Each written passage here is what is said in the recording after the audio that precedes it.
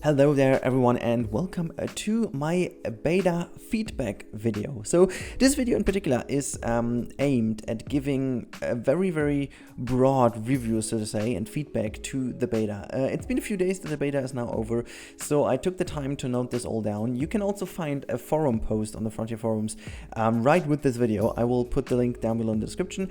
You can just jump over it if you are more the person to read stuff, you know, but taking into account my English might not be the best, so maybe you want to watch this video to get a bit more of an idea what I do mean with those points. So I have actually done a little bit of an order here, so I have 7 main categories which I want to talk about, and these 7 main categories are stuff management, facilities, graphics and performance, animals and behavior, habitats and guest behavior, and balancing. So all of these have several points I'm going to discuss now, and yeah, these points are actually, as I said, ordered in a way that it is definitely performance wise better to talk about these things in terms of feedback that is not related to bugs themselves, but to really stuff that could be improved in a gameplay kind of view. So I tried to leave out as many of the bugs as possible and the problems, because they have all been reported in the issue tracker. I have put all my stuff in the issue tracker. I don't know even how many of those things I made, just to make sure that they have all the info they needed. A lot of them were doubled already because people already put them in. But anyhow, so let's jump into it, because you don't want to hear about that. You do want to hear about the feedback. However, also the footage in the background, I don't even know what I put in the background. It's just some random Planet Zoo beta footage to make sure that you have something to watch at. But this is definitely kind of a podcast-ish thing, so if you want to watch something else next, do it. So let's start with the first topic, and that is staff management. And the first sub-point there is rosters, and the work rosters themselves are pretty powerful, and I think you won't be able to run a successful zoo without using proper rosters. However, the way they are used in the game is a bit weird. So they make a whole bunch of sense, because you can easily add a lot of stuff to it. You can add the different habitats to them. You can have add keeper huts and staff rooms, and all the facilities basically you can add to them. I had a lot of issues with it at the beginning, because my workflow was, well, I think it's not a wrong workflow, but the game didn't really consider it to work. Because the thing I did, to give you an example, is I used the work roster to only add a keeper hut and a habitat to one roster and assigned it to the zookeeper, because I wanted the zookeeper to use the nearby staff rooms and the nearby research rooms and whatever to be chosen by them, because I put down several of them so that they are not stuck to just one, so they could use multiple ones. But instead of just leaving them open and out of the roster, you need to add all of the ones to the roster to make them or just give them the ability to use them. Because the moment you create a roster, it seems that the staff members are only able to use stuff that is in the roster itself. So given the fact you have a zookeeper and you add a kitchen and a habitat, he or she can work as long as they need to rest. And the moment they need to rest, they will look for a staff room, and when there is no staff room assigned to their roster, basically they stop working, because they don't know what actually to do. So yeah, all in all, I would actually prefer to have a system that once you haven't assigned a certain facility that they need to the roster, that the staff members automatically search for the next open one nearby, because that would actually prevent from a lot of staff members getting stuck. And that's basically also one of the next points I have. This was very buggy. A lot of my staff members really stuck at various places, and it seems the moment I used the align to roster function with the staff pathing, it really was even worse. So in the middle of the path, they just stuck there. They kept walking on the same spot for always and ever. They even started running on the same spot on the route to repair, for example, a water treatment stuff or whatever, and it was just weird. I'm pretty sure they can fix it, and it will be fixed, but in general, it would be very cool to see that the staff pathing itself would work actually also with the rosters and stuff, because, well, yeah, it kind of was weird.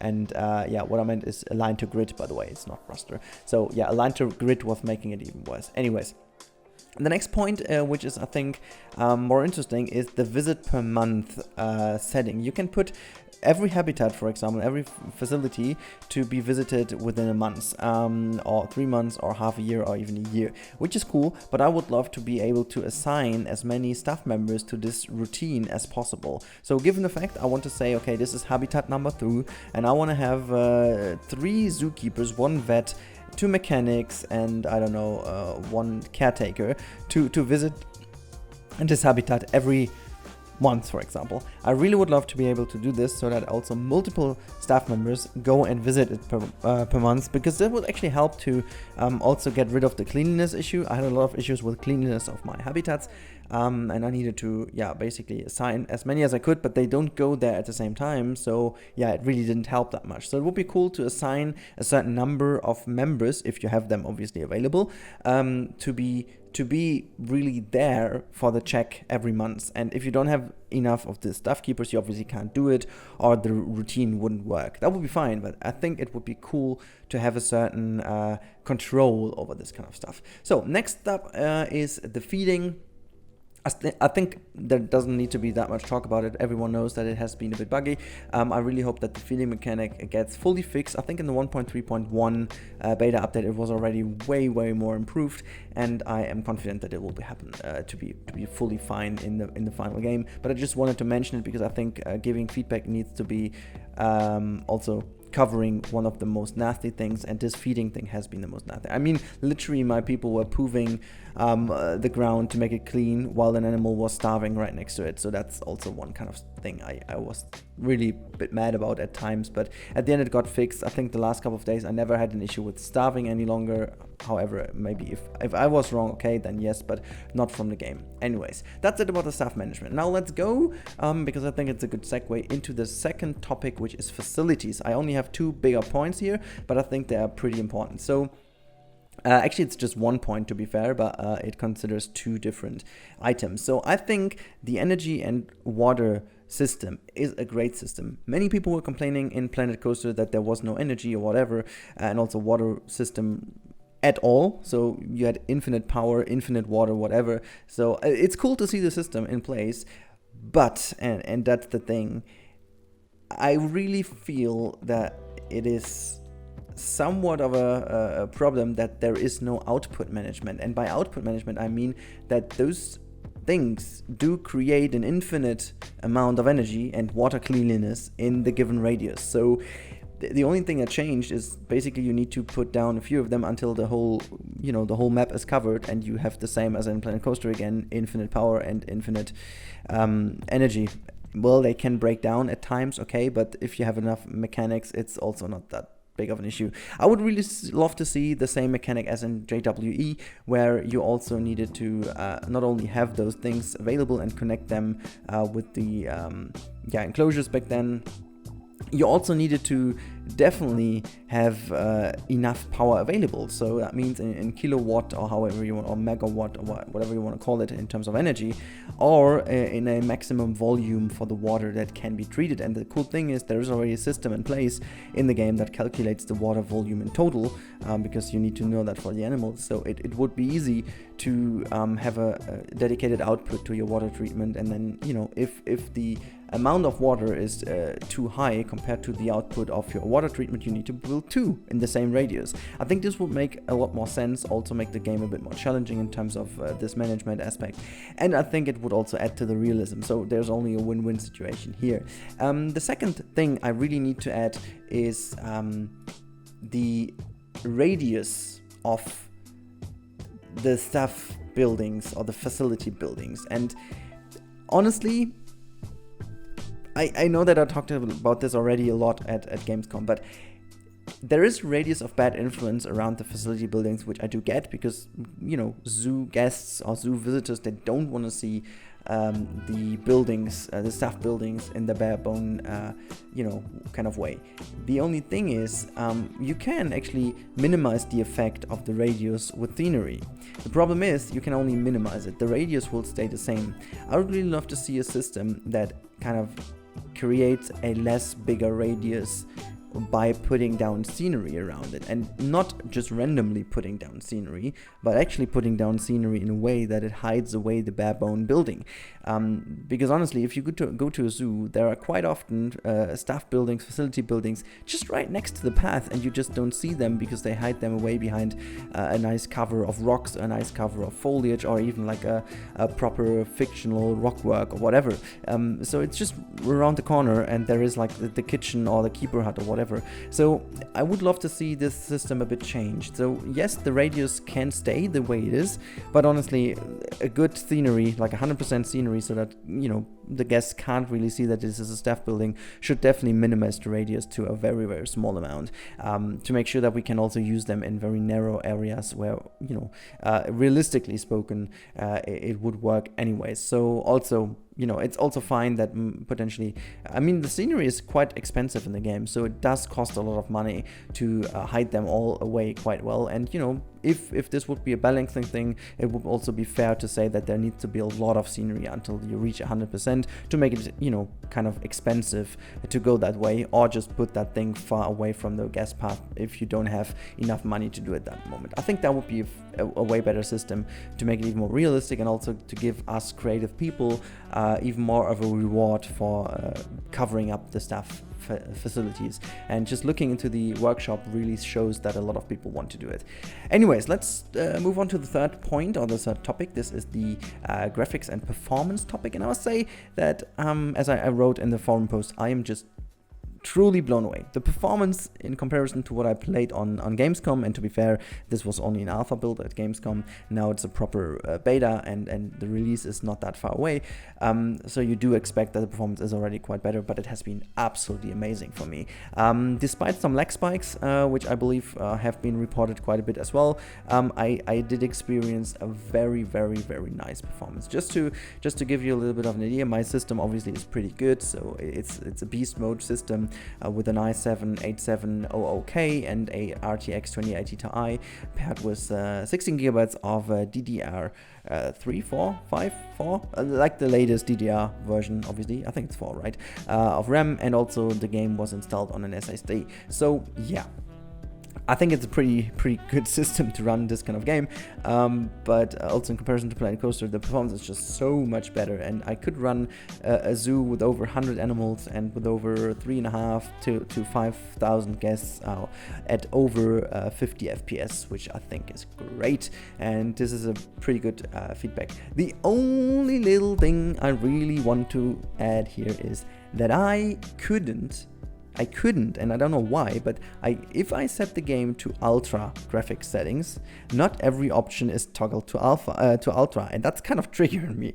If I choose ultra, I want to have every setting maximized. That would be cool if you could change that, because it kind of was weird that I put the game to ultra and then I have to, I think it were 4 or 5 items I needed to put from high to very high, for example. So I don't know, that's shouldn't be that way. So that would be cool. So yeah, let's move on to the fourth point, which is animals and their behavior.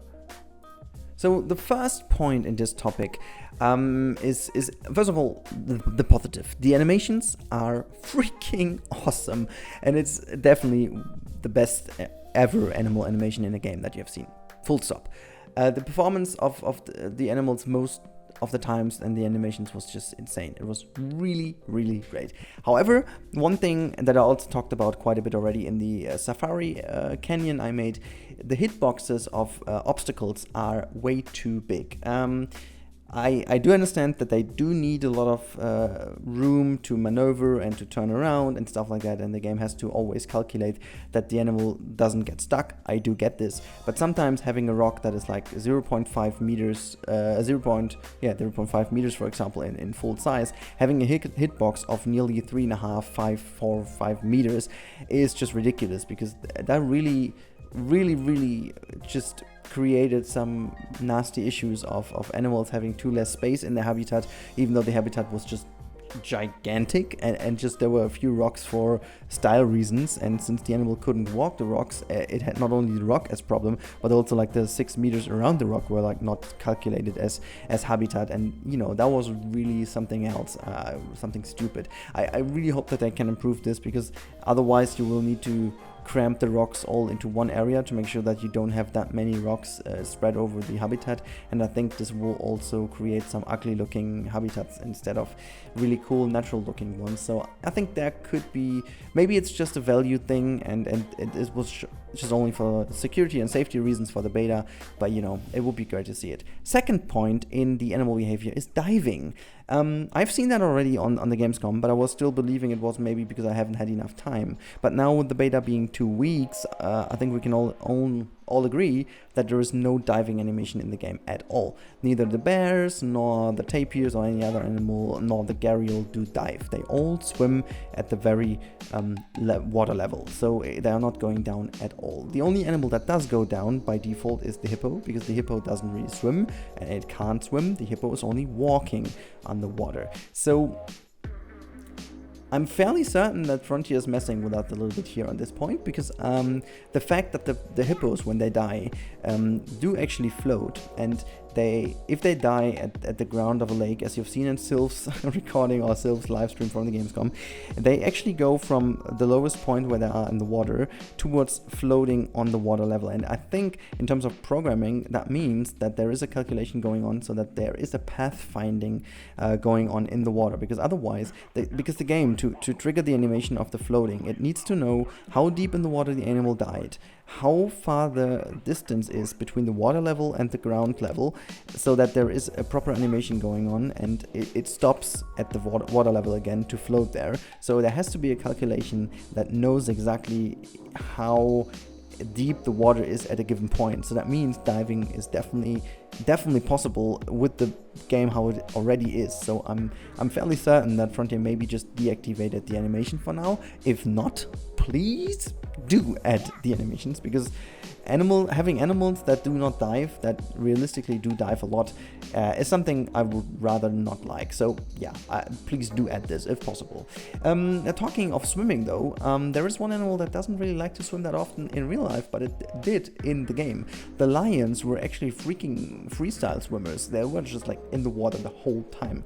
In fact, lions in real life don't really swim that often. In fact, they can swim, they're good swimmers, but they only swim if they must, or if it's way too hot for them. But they still do prefer to go into the shade instead of going for a swim. So maybe just lower down the amount of swimming they had, because they were just basically in water at all time.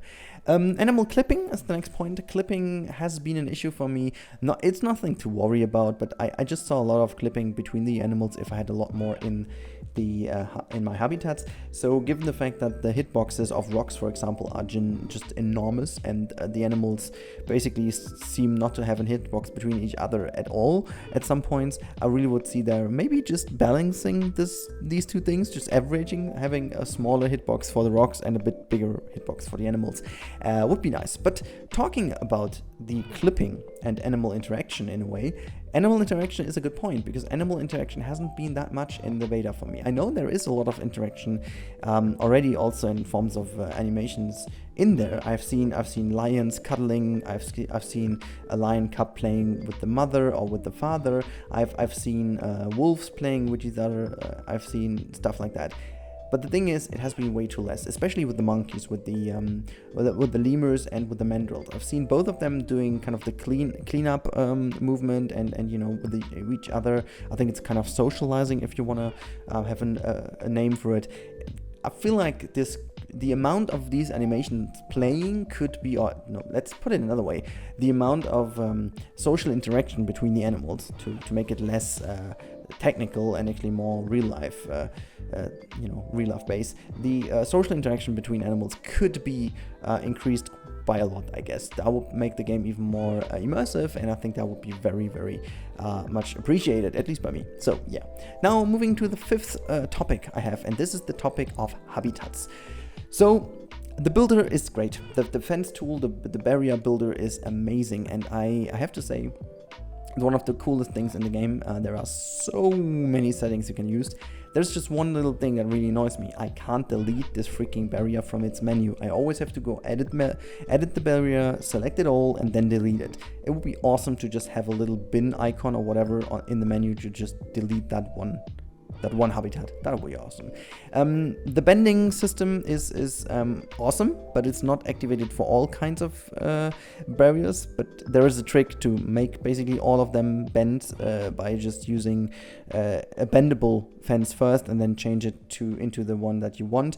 It would be cool to have, for example, the wooden fence bending from the get-go, because it does it in real life. So there's I know why there should be the thing, for example, the climbing providing thing or climbing security thing or whatever, but I think still it does work also in a rounded way perfectly fine, so there's no need, I guess, to not do it. Yeah, and then we come to my 1 point first, and then the most important point of my entire feedback. So we basically come to the climax of this feedback video. So first thing is trees and plants. The habitats seem to calculate the plant inside the habitat as soon as there's just one leaf sticking over the fence. So sometimes I made a natural border which was clearly outside of the habitat border, but since there was a tiny bit of the plant lurking into the habitat already calculated it as a plant. And so especially in my winter dome, the animals were always unhappy about certain things that I only used as little plant for making it more stylish and more nice looking, and not really within the habitat. It still counted. So I think I would prefer to really have it counted as a plant as soon as it's completely in the habitat, so that the animal can also interact with it, because else that would be a bit stupid, and it actually makes up for a bit of an annoying high plant count within a habitat, even though you don't really have one. So you could already have like an entire habitat that is basically just bare bone and just completely flat grass, and make it like 100% filled with plants, by just having plants around the corner and outside of the habitat just hanging over inside it. So that I think it's a bit, you know, could be changed.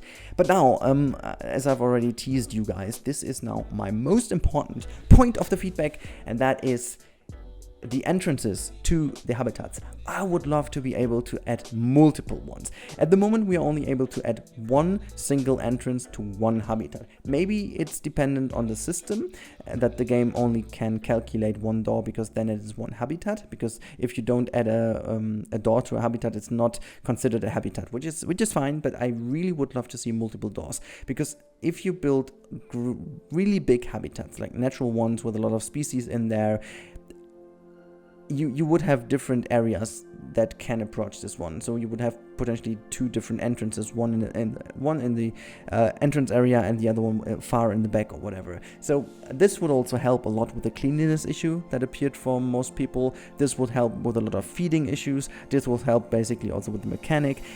A whole bunch of stuff could be fixed by having multiple gates. Actually, it could increase the amount of staff members that could walk in at the same time without actually having too many clipping issues or whatever. So yeah, having multiple doors would be a really welcome addition, I guess. And I think this is one of my biggest complaints I have, because that is something that is realistically spoken a must, because many habitats in real life have more than one door. Or entrance, I should call it. And yeah, that should be one thing that could be considered. Now, moving on to my sixth topic, and this is guest behavior. The guest behavior is basically taken from Planet Coaster, you can definitely tell, and there are a few things I want to address. The first thing is crowding. I think crowding was a big issue. I had a lot of areas that were so drastically crowded, and I could really not do anything about it, because I have no barriers to use. And by barriers, I'm not talking about the fence tool, I'm talking about actually barriers as we had them in Planet Coaster, where you could put down a barrier where the guests couldn't work. I really would love to have that again, because this would help to manage a little bit the guest flow towards galleries, towards glass windows and stuff. It would be awesome. And also with it, a noticing system for the guests would be awesome, because actually there was like huge crowds in front of my education boards, but still guests considered that they are educated. However, they could have never seen this freaking thing at all, because there were like 15,000 people in front of them. I would love to have an addition that if it's too crowded, the guest education level goes down, because they can't see the boards. There is a viewing system in the game, obviously, because they need to see the animals. That would be awesome to have as well. And my last thing is the clothing, and I will keep bringing this topic up until it is implemented, I tell ya. maybe it is already, and the two biomes were not, different enough, but the people always wear the same cloth. Always. They always wear the same cloth, no matter of rain, snow, hot, cold, and it doesn't matter. So the one biome for our scenario is a lot less hot than the Indian biome. So the Indian biome was constantly over 40 degrees for me, and this is the weather you would expect in that biome. So I'm totally fine that in this biome there's no one wearing like a big jacket and kind of a beanie and the scarf or whatever, because clearly you wouldn't expect it to go cold only because I had the possibility to use the weather thing. It doesn't mean that it realistically would be there, so I'm totally fine with those people having shorts and shirts on, but that's it already, shorts and shirts. And there were so many people having like actual jackets and stuff. There is a variety of the people, what kind of stuff they have, but honestly it would be amazing if the clothing would be adjusted to the different biomes, because it actually triggers me if I do see in a 14-15 degree environment, rainy as hell, English weather kind of stuff, because that's where the zoo is located. Even as Nancy and our fellow zoo owner tells us at the beginning, they shouldn't wear shorts and shirts at all time. I know there are people out there that do this, but the majority would wear jackets and more warm cloth, and it's just something very general I would love to see in the game, because I feel like that's a needed addition, and I do hope that this will be a part of the full game. Well, and now let's get to my last topic, which is balancing, and I think this is also very important, and I decided to put this as last point because I think there's the most in it. I didn't list down everything because many people have reported it already. I just wanted to boil it down to 4 major points. Let's do this fairly quick because you can read that if you're interested, but I think the conservation credits have to be balanced in general. Like, it's way too powerful to have like lion breeding and stuff and just have a whole bunch of conservation credits, and therefore making the market prices ridiculously high.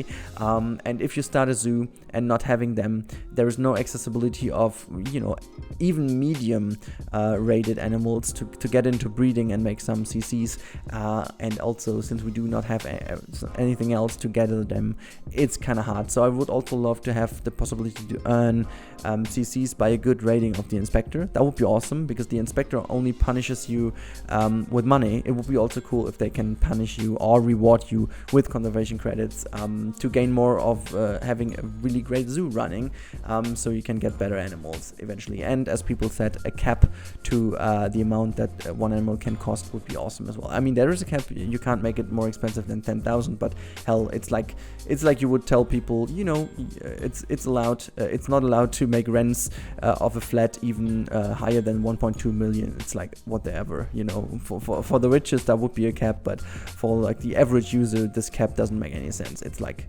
anyways.